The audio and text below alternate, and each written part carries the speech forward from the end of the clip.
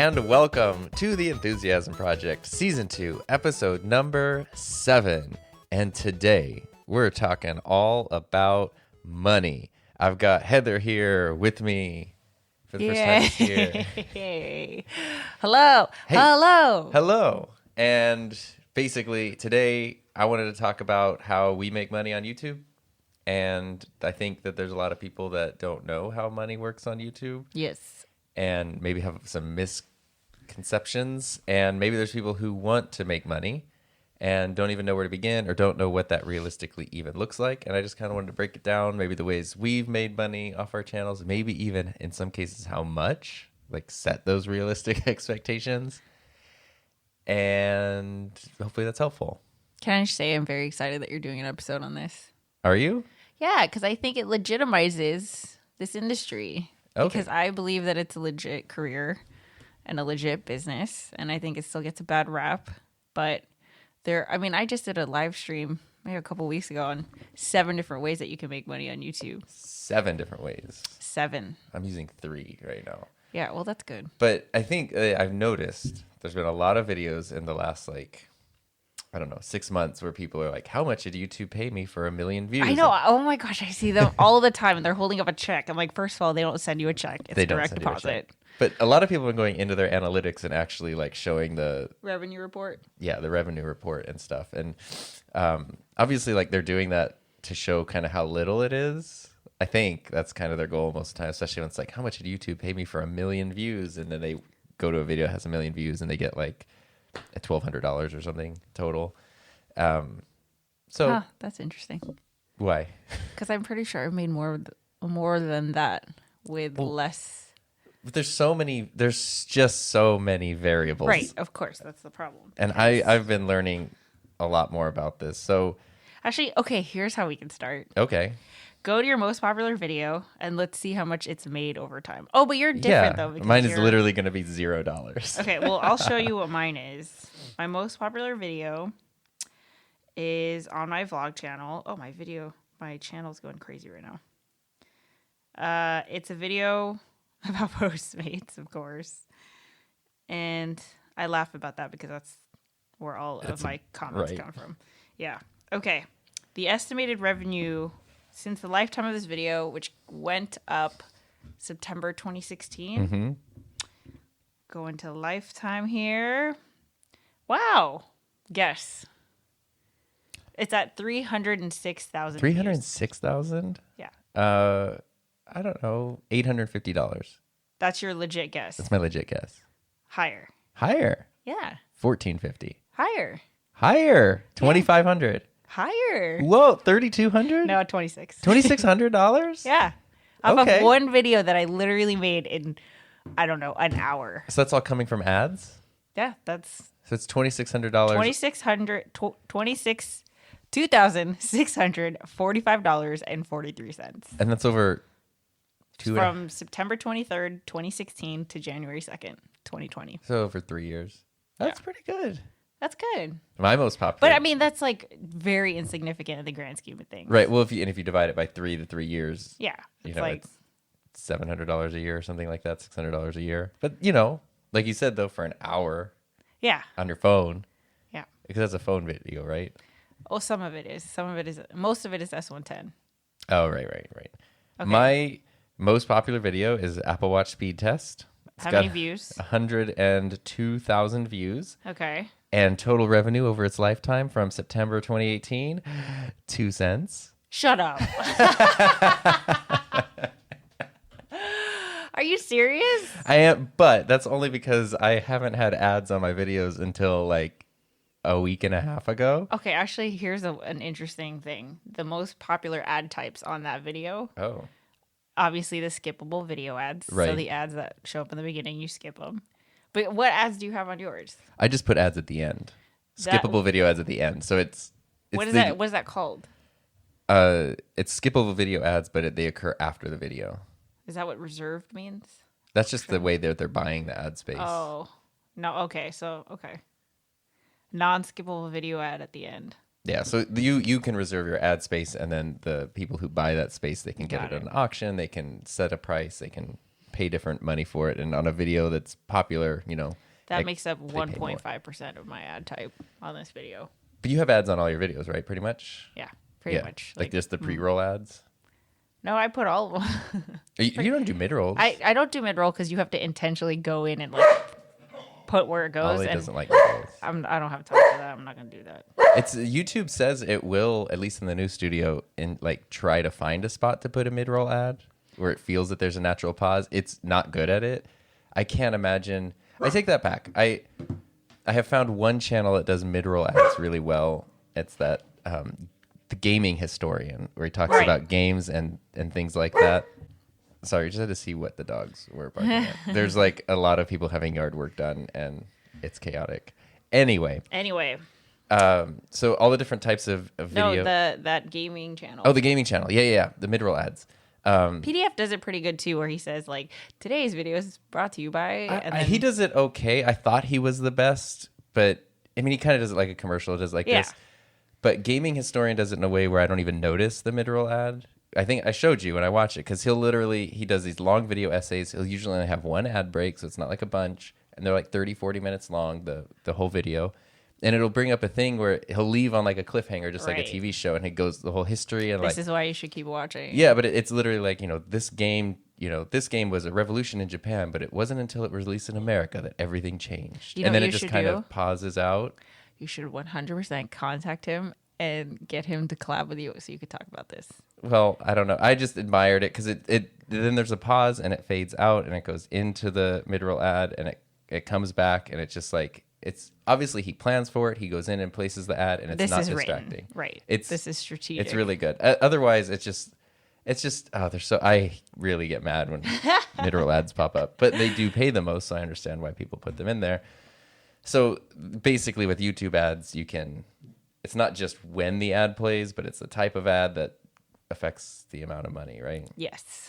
As a viewer, are you annoyed by ads? I think it's so ingrained as part of the YouTube experience that I'm not annoyed, but mid-roll ads are very frustrating because at least with like even TV commercials, it's like the whole show is set up knowing that a commercial is going to come at a certain point. Right. Every show, everything is like that. But YouTube's like mid-roll ads, it's like it's literally in the middle of a sentence. Yeah. Boom, something will just pop up and it's like, this is stupid. Yeah. It's dumb. And how do you feel when you click on a video and you can see the little yellow things that show there's going to be an ad and there's like... That doesn't bother me. But I mean, when sometimes there's like 8 of them. No, it doesn't bother me. Really? Yeah, for some reason I'm like, that's cool. They have like... Well, it's not... I don't think that's cool. I don't have a thought about it. Because you know who does this a lot? PewDiePie. Right. Like every 10 minutes there's a... But it's almost a joke. Like his audience knows to expect that. Exactly. That's why it doesn't bother me. So the reason that mine only has 2 cents on 100,000 views is because I didn't enable ads until recently, because I waited till my channel hit 1 million views before I wanted to enable ads. And it recently did that. And so I put the ads in, but I decided to just sort of integrate them smallly. There's dogs everywhere. Smallly is to put them just after the video, because it's after your end screen. It's like the least intrusive type of ad that there is. But obviously they're only going to get played if someone actually goes to the end of your video. They're not going to get shown to everybody. So they don't pay out very much. Oh my God. I can tell you my estimated revenue for my entire YouTube channel for the course of its lifetime. Oh, how do you do that? Just go to revenue. Okay. Oh, wait. And then just set it to lifetime. Yeah, just for like the channel. Okay, we're just using the studio app on your phone for this. Oh, yeah, you can do that. Okay. Mine, is $33. Oh, that's pretty good. For when did you implement? Well, when I first got 1,000 subscribers back in summer of 2018, ads were just on, once you're approved for it. And so they were on for like a couple of weeks. So there's like 2 spikes on my analytics thing. And then they went away because I turned the ads off. And then I just turned them back on. So yeah, $33. I have one giant spike where I made like over $400. But this is also including Super Chat. Right. Yeah. Okay, total. I haven't even ever said I have this no out idea. loud. I mean, it's probably pretty decent. No. No? This is for your vlog channel, right? Yes. Which has almost 10,000 subscribers now. Yeah. Okay. So here, this is like a perfect example of how much AdSense is not Right. significant. So what do you think? Well, if that one video is 2,600 and you have a lot of videos, I don't know, 17,000. Wow. That's crazy. You're very high. Okay, well, what is it? It's 5,400. Oh, wow. Yeah. Okay, and that's just Oh. ads. But you use YouTube as like your, Main source. Yeah. yeah. So how does that work? Because clearly, like $5,000 divided over 3 years is not great annual income. No. So how is that at all sustainable? Well, I mean, that's why, when I tell people how you make money on YouTube, it's not, it should never be the platform. It should never be a platform that isn't meant to pay its creators. Like Patreon is different because obviously their whole business model is to pay the creator. But AdSense, that's not their, or YouTube, that's not their, they're not trying to pay Right. the creators. So the way that most people, even the big YouTubers like David Dobrik, most of their income comes from merchandise sales, brand deals, sponsorships, selling products, services, etc. Do you have merch and things? I don't have merchant things, but most of my income has come from service based. And people find you on YouTube. Yeah. The channel's almost the portfolio that hooks in the Exactly. client, and then the clients are where the Exactly. actual sustainable income comes from. Yes, so the YouTube videos are kind of like my marketing, the Right.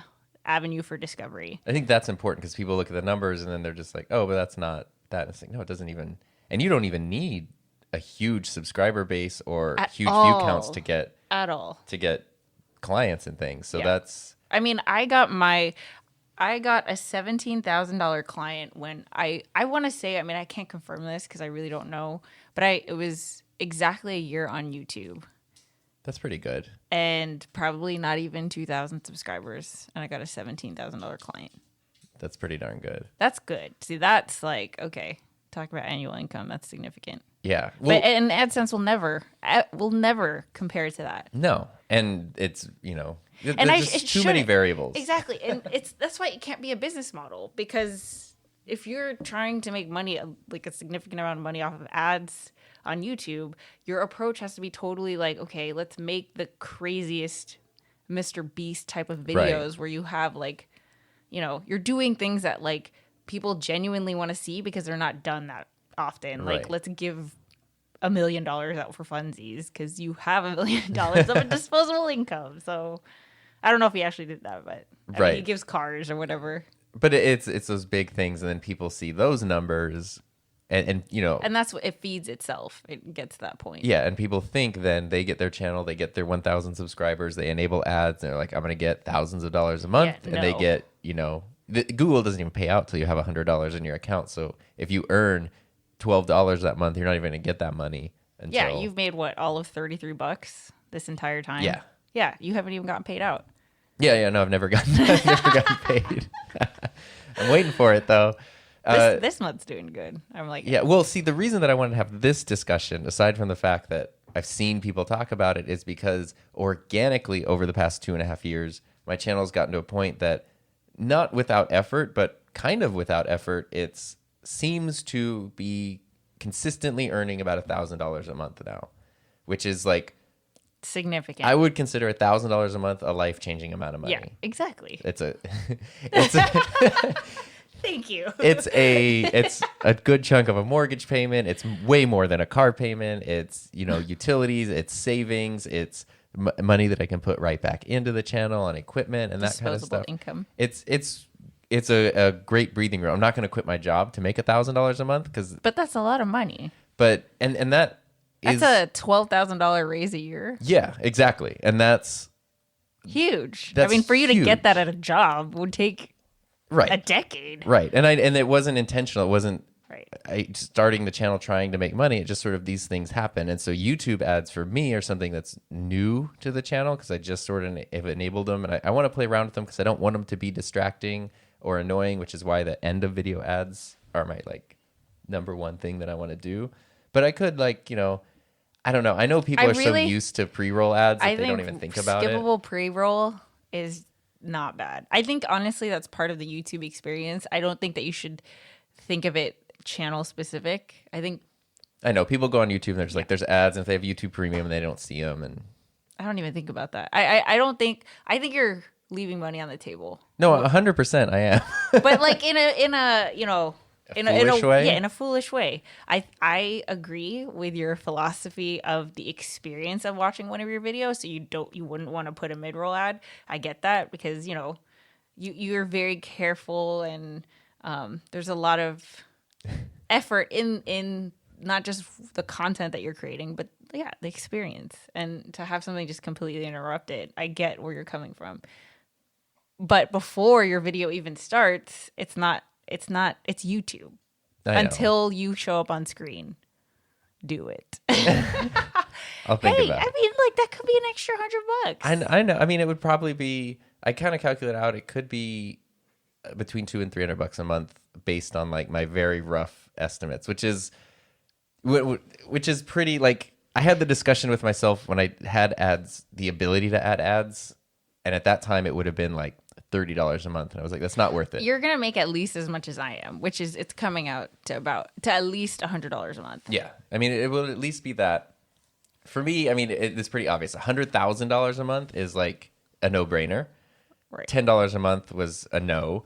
So $1,000 a month, yes. $100 a month, I was kind of iffy. And I was trying to find like, where's that? Because at a certain point, I still view it, even though I take it super seriously, as a hobby.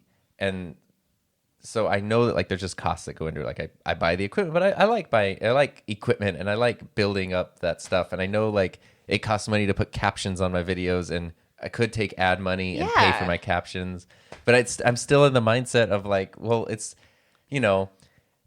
if I really like playing the drums, I don't expect someone to pay for my drumsticks that I break. Like, it's just sort of like part of the cost that goes into the hobby. But why don't you see it as like it's also part of the income that comes with the hobby? I know, and that's why we're working through this. So that could be something to look into today. I mean, I just don't want to.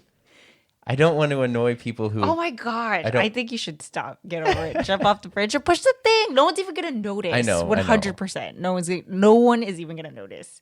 And you know what? I have viewers, like even as inactive as I've been, who they tell me in the comments, I watched your whole ad through. I even clicked on it. For anything I have to buy on Amazon, I open up one of your videos and go through the links. Like, people will actively do that. And I think that not only do you have the viewership at this point, but you have the community at this point who will go out of their way to support you. And for you to decline that in a very... So you're saying it's hurting the community to not have ads on my videos?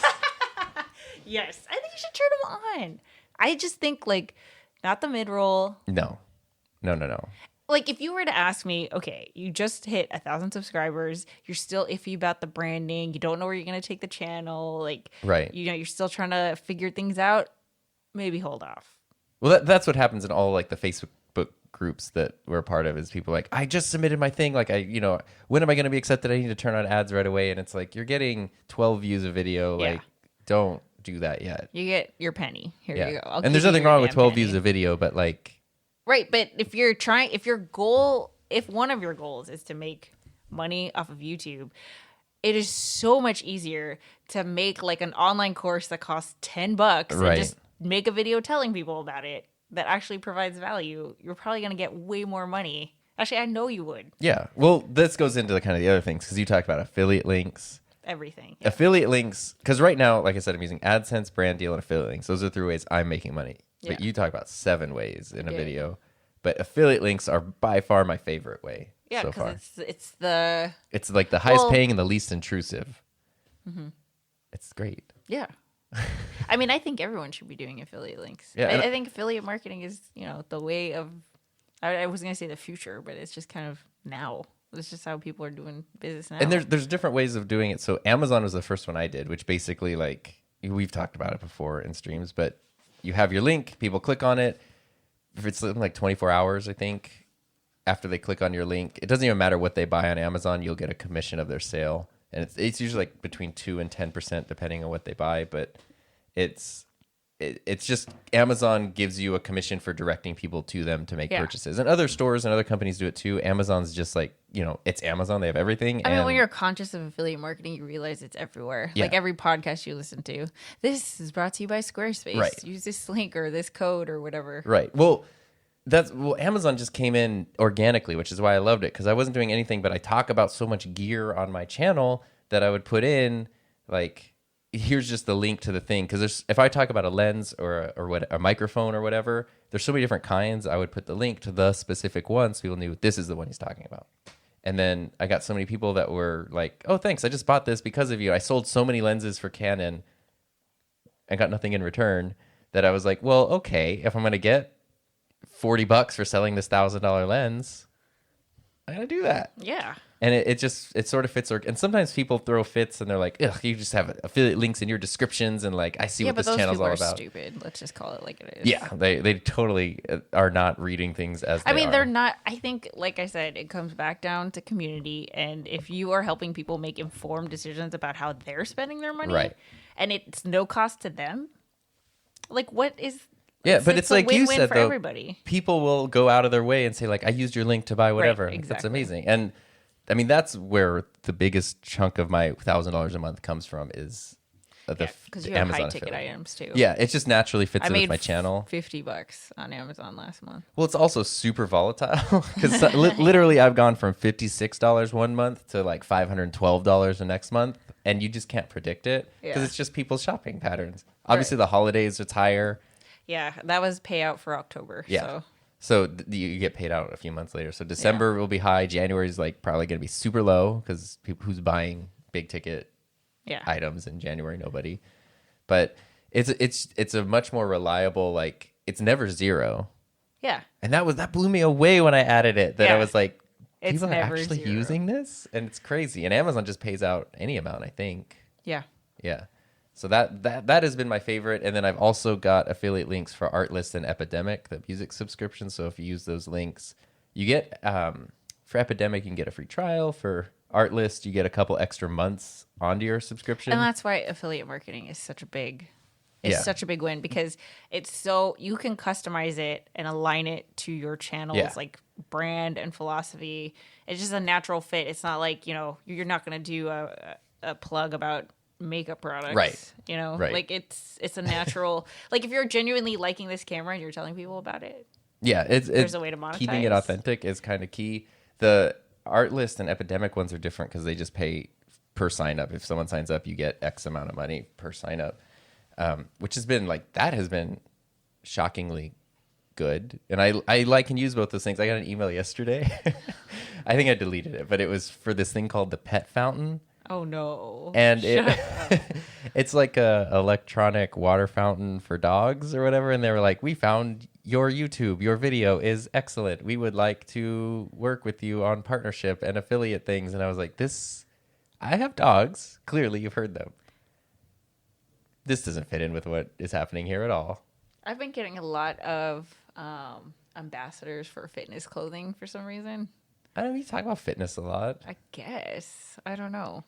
I mean, I guess personally that makes sense. I don't know in terms of channel, it probably doesn't make sense. So not just doing anything and everything, but being strategic in the things. Amazon's easy because Amazon can be everything. If you did talk about, like, if someone asked you, like, I don't know, your phone case looks amazing. Everything. Yeah, I've done like all the gear I use for not only my channel but my business, my boosted board, like, anything that people go like, where's that? Where are you gonna get it? Just put the link in. But where you're getting into like partnerships or brand deals or whatever, it should be a bit more connected. What it all comes down to is if you're building a brand where people are getting value off of what your brand stands for, you can build an audience and monetize off of that. And in today's world, you have so many options, especially with affiliate marketing, on how to do that. Right. And I really think AdSense should not be something that people strive for. It's the icing on the cake, if anything. It's not going to pay your bills no. reliably. But I don't know. I'm hopeful too, and I think it kind of sort of works. So like my one like official brand deal was with Epidemic Sound. They sponsored a video a few months ago. Yeah, And so they paid you to make the video. they paid me to make the video In addition to like referrals. In addition to referrals, yeah. And I'd done a couple other videos in the past where like Polar Pro sent me some filters for free, and they were like, "Here, check these out. If you want to make a video, do it. If not, don't." And like they were super casual about it. I know, and the reason why I call those brand deals, even though it's like, okay, how's that a brand deal? People are just giving you free stuff. But Zach King was the one who got me in the mindset of thinking, like, if anyone, because that's an expense on their part. Yeah, no, that's and for that kind of gear, it's right. a decent expense. And well, what I was thinking with affiliate stuff is like I started because I had posted a video about Artlist versus Epidemic, and I had been an Artlist affiliate. Yeah, and I use both, so I like both services. They're great. But I was an Artlist affiliate, and so I had their link, and then that video kind of got some traction, and then Epidemic reached out and they were like, "Hey, here's an affiliate link for us as well," which is cool. And each service is different, so I don't feel bad recommending them. It's literally like, if you have this need, this service, or you have these needs, this service. But I think then it was because of that's what then they gave me the link and people started using it, and then that's what made them want to reach out and go like, "Hey, let's do an actually sponsored thing," because you like are providing something in return for us. And so the affiliate link, I think, turned into the actual. I think the hard part about all of this is getting to the point where a company is willing to reach out to you. Right. And that, that could be an unlimited amount of time. Who knows? It's that you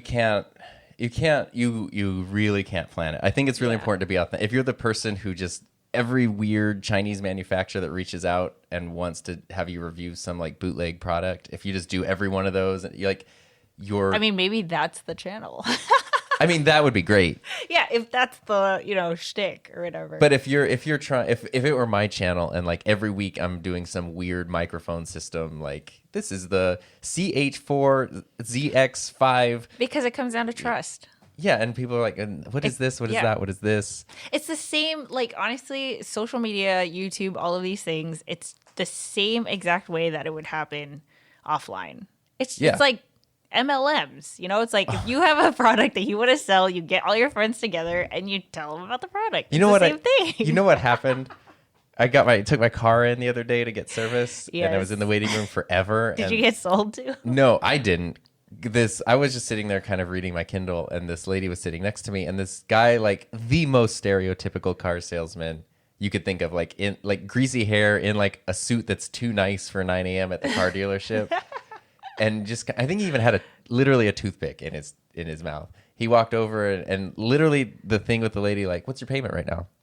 And she answered him, and then he was like, and I was just kind of overhearing, reading, and he was like, "What do I have to do to put you in something? What if I give you the car you want for the same payment today? What would I have to do to make that happen?" And she's like, "No. And he was just so persistent. And I then put in my headphones, and like I didn't have any music playing, but I just didn't want him to come talk to me. And then it ended, though, with her walking away with him. Like, they went and sat down at a desk, and I don't know if she bought a car or what, but, like, it clearly, like, I was like, seriously, these people are all here because our cars are getting work done. We're trapped. And you're just now just walking up cold selling me on a new giant purchase. It was just like, I wouldn't trust. And if I was in the market for a car and this guy came over and be like, whatever, like, I want this car, give me this car at this price, we're done. But if you're just cold sell, like it's terrible. And that's not what you want to do to your audience and your community. You don't want them to just be captive and you're just throwing all your shtick at them. But that's why I think affiliate links are so good, because they're so organic. Right. And I think that's the cool thing about YouTube is that there's such a special trust between viewer and creator that is so hard to replicate on like any other platform. I think it's the strongest. I think the bond can be the strongest, where even if it's a product that isn't even related, but it's because you like it. Yeah.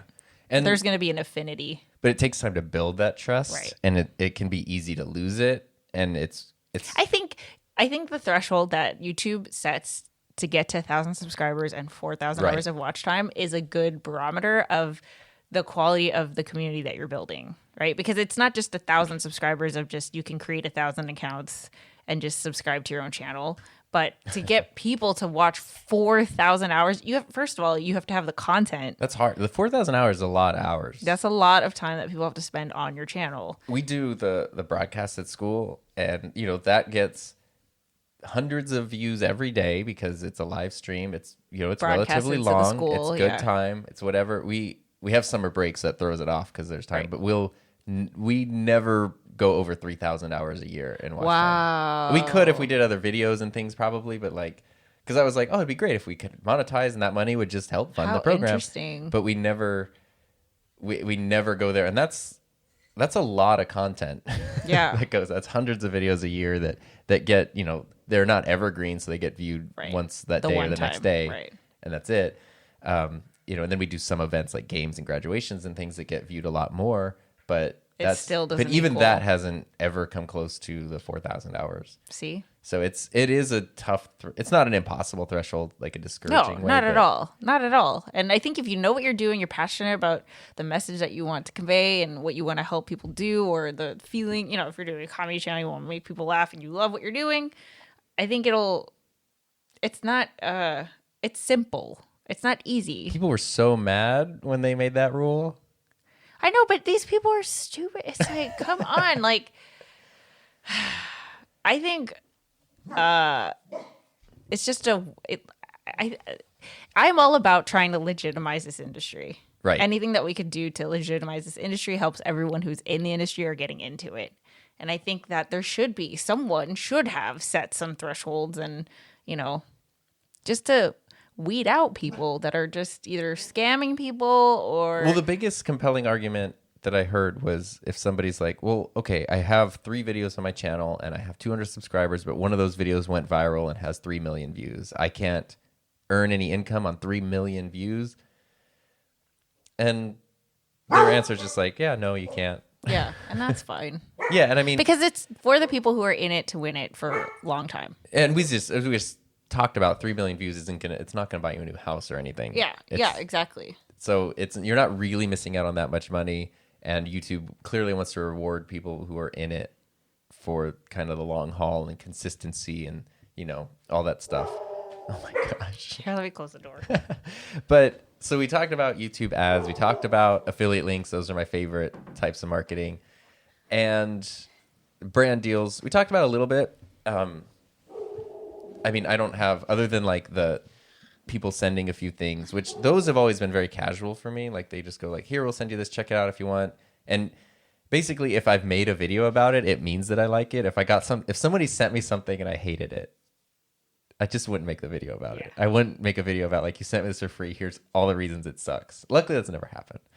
But so those are kind of there. The brand deals, I think people see those and they think that they're really for a brand deal to be incredibly lucrative, you have to be a huge channel. But if you're a huge channel, you also have much larger overhead. And so the brand deals probably aren't what you would expect them to be, especially as a smaller-ish creator. I don't know what smaller is on YouTube. I think brand deals can be huge, 6-figure brand deals. Oh, yeah. Yeah. But when you're at that point, then, your AdSense is... all these things are going to be so significant, every single one, even AdSense. But I just don't think that that's a sustainable business model. I think anyone who has 2 million subscribers or more, there's no secret formula. It's just the scale of it. Yeah. The scope of it is so big. But it doesn't mean you can't have them as a smaller creator. It just means they're not going to be here's my ticket. It just means oh, this is another part of it. It's another affiliate income or whatever. So those are my 3 things that I have been using, but there are more ways to make money. You talk about courses. I think that's an awesome one. Yeah. So basically it's it comes down to creating either a product or a service. A course is kind of the best of both worlds. Yeah. In the tech world where I'm at, people do camera settings like LUTs where you can, if you like the way their videos look, they basically make a preset for it. You can buy a preset pack and download and install it. I'm not a huge fan of using those, but I see it's a great digital product for people to provide. And some people love using them just because they're I like the way this looks. I can just click a button and now my video looks like that, done. Right. And that kind of works for some people. But courses, is it oversaturated with the number of people? It feels like everybody has a course. That's so funny. I would think the opposite. I think people are still like completely clueless because Teachable, I'm going to look this up. They just posted like how much people have, like the success people have had with Teachable, which I think is one of the major online course platforms. And I was surprised to see how little it was. So people, sorry, I'm just looking up at their Twitter here. Okay. In 2019. Okay. And Teachable is like the biggest. One of the biggest. I wouldn't say the biggest, but one of the biggest. Teachable also doesn't have a marketplace, which is a big deal to point out. So like something like Udemy has its own marketplace where you go to udemy.com and you search for courses about cameras. Right. So exactly. Teachable, you make the course, but you have to sell it through like your own site or something. Through YouTube or something like that. Yeah. So how many creators out of, hundreds of millions who made over $1 million in 1 year in 2019? Teachable? Yeah. I mean, based on what you think the success of online courses in the 100? 32. Okay. Creators who made over 1,000. I mean, that's got to be a pretty huge number, like 60,000. 7,327. Wow. That's what makes me think it's like people might have courses. It might feel like people have courses, but I think either figuring out how to make a good course that actually... But does that mean there's a lot of failed courses, or does that mean that... I think there's a lot of people who start and don't finish. And that's making a course or yeah. courses?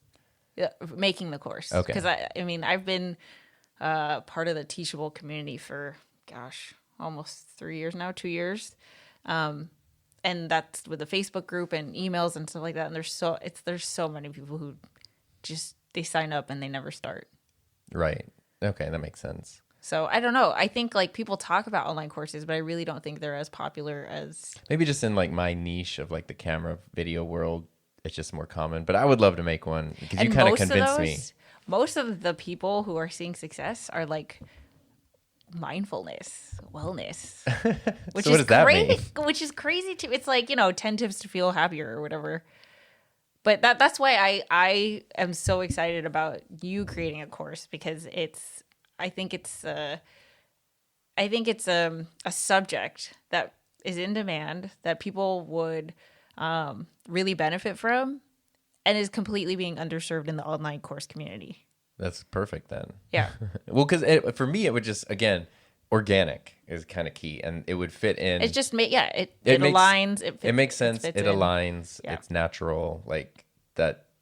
That's exactly. And especially, you're a freaking teacher, dude. You're literally a professional teacher. Right. I'm trying to again, one of my frustrations is you get mired down with all the politics and all the BS that comes with like being a public school teacher.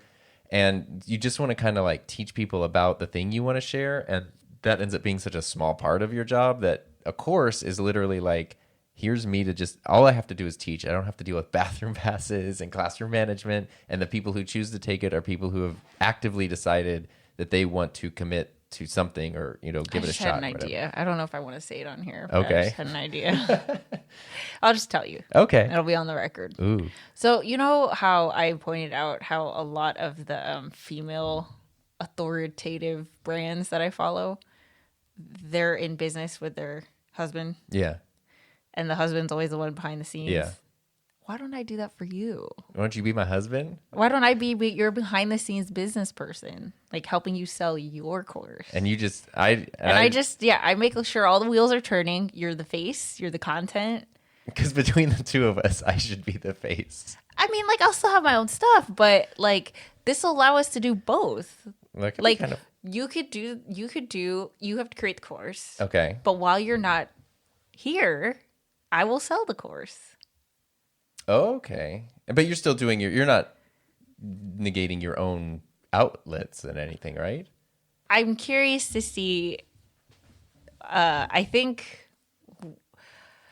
because I have never had the sense of clarity that I think you could have with the result that you could sell to people that would genuinely make an impact and make them want to buy it, makes me wonder. Like I'm craving a challenge to sell someone else's thing. Okay. To the point where I've told you about this. Like we're going off topic now, but about like wanting to get back into a job because I know like I would just beast it out, be like, I'm the best person you've ever had. I could do it. I know I can. And it's not that like, you know, I'm still like nothing has stuck out to me. We brainstormed different ideas, but I think honestly, what if, hey, 2020, let's make this course and put it to the test. Like I could sell it. And then that revenue can go straight to our LLC. Yes. Because if it could generate a significant amount where, you know.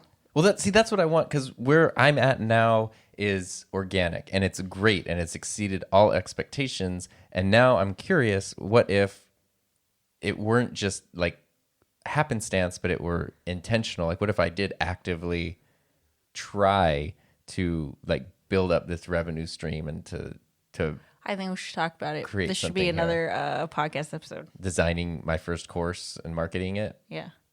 Okay. And like our business, our LLC. Well, we need a whole update on that. Yeah. But that's a separate thing. I like this. It feels good.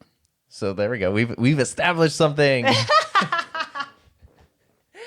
And we had a conversation about it. We did. So okay. Yes. To kind of wrap it up, is there anything else that you do to make money off of your channel? You got clients, affiliate marketing. Yeah. The other thing that I would say is like crowdfunding, Oh. Patreon, super chat, membership models, stuff like that. Do you think that it's important to have multiple sources or just go all in on 100%. Okay. Yeah. Oh my gosh. Because there's even people like Matt Diavella who, when like initially was making this push, or just 100% of income was coming from Patreon. No. Yeah, I mean, he stopped doing that, but That's such a bad idea. why is that a bad idea? Why would you? It's the same. Why would you put all your eggs in one basket? Why? Okay, that makes sense then. I mean, that's what he kind of came to the conclusion of, but There's a difference between like, I have this much time, I have this much opportunity to exert effort. Where are we gonna, obviously you want to have one Right. focus or whatever. You gotta have multiple sources of income, period. Whether you even have a full-time job or not. Like you need, you got investments, you got stuff on the Right. side. Like who knows? One of those things could poof and disappear. You Right. could get laid off and you're screwed, You gotta have multiple sources of income. it's so I'm talking like I have so much. Well, I think for a brand, you should definitely have for an online brand, you should have multiple sources of income because there are different ways to serve your audience. so last week we talked about building your brand, and this week is like, okay, you've got that brand. Now you're So you have people who are like, you know what? The way that I'm going to get involved is just watching Tom's videos. And that's the extent of my involvement. But some people are going to be like, wow, Tom has a course. I like Tom and I want to learn from him. And I want this result that he's telling me I'm going to get from this course. So I'm going to do that. Or, Tom uses his camera. I like the way that his videos look. So I'm going to go buy that camera. It's like you want to have multiple ways Right. that people can interact with your brand. That makes sense. Okay, bye. Okay, say okay, bye. Well, thank you for your insight. I hope this is helpful if anybody's like starting to try to think about churning over some money or income, or if you've sort of started having some trickle in, and the realistic practical ways, because you hear the big stories, but you don't always hear like what it's like for an actual, someone who maybe you have a full-time job and you're doing this on the side, like, can it be a realistic thing? So I think that's important to be aware of. I think it's all very, very good info. Now, before we go, Yes. I started adding music for my one segment, which I still like, even if I clumsily introduce it, and that is Gear of the day. Gear of the Week. This Okay. ain't a daily podcast, so I can't do that. So it's up to you if you have anything that you want to share or not. But I want to share this thing right now, which I made a video about recently, and it ties into our conversation. So this is all very intentional. It's the Edelkrone Tilt Flex head, which is like a tripod head, but it's a 3D printed one. So normally you'd pay $150 for this little tripod head that extends out like a robot arm. And it's super cool, and you can put it on like tripods and things. But it's about $150, or you can spend $30 and they send you the parts, and then you download the 3D print files and print the rest of it yourself. And it's really cool. And for $30, it's like a super fun project. I made a whole video about it. I'll put a link in the podcast notes for that. But I think that is really cool. But tying that into our discussion, in the video I made about this, I talked about doing it on a 3D printer, and I just briefly mentioned the printer, but I wanted to focus on the thing I made and not the printer itself. So I specifically did not go into like print settings really, or the printer itself. And I have gotten comments now going like, what was the printer? You just mumbled over it. What's that? There's no link in the description. I couldn't find a link to the printer, and everybody wants the freaking link to the printer, which I intentionally didn't include. But now I'm like, I should go back and add in the link to the printer. Well, I mean, especially, I think that was actually a smart move What was a smart move? to not put it, Why? because then you create the demand. Oh, but it made me feel good, like you said, that people were actually asking for it. Right, exactly. So Yeah, because now people are going to scroll down the comments and you're going to reply. Right. And then now there's, ooh. oh, now there's buzz. We created buzz. Well, anyway, this thing is amazing. I'm having a lot of fun with it. Go check out that video. And of course, there's all the ways you can contact us. If people want to reach out to you, where can they find you? Heather just create on all of the things. Perfect. And before I sign off, I do just want to remind everyone, if you go to anchor.fm/enthusiasm, it's not an affiliate link, but there is a button there that says leave a message, and you can send a message and then be a part of a future episode of this podcast. And I think that would be really fun and really exciting, and I'd love to have you be a part of it. So feel free to reach out me at Sodar. Feel free to reach out to me at SodarTom on Twitter, Instagram, and of course the YouTube channel. All the links are in the description. You probably know them by now. Thanks so much for listening, and we will see you next week.